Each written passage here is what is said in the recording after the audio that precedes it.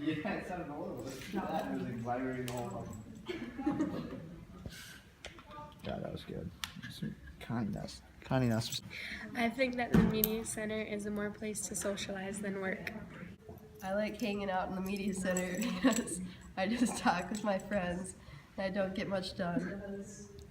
Yeah, it's just a great place to socialize with your friends and just have some fun.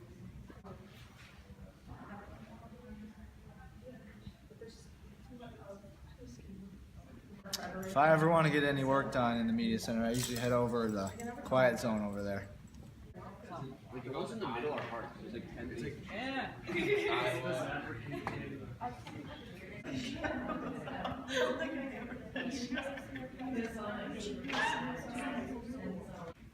This side of the media center is definitely the social side because more people just come here during flex time to just like talk and stuff, opposed to the one over there where it's mostly people just like working on their computers and stuff.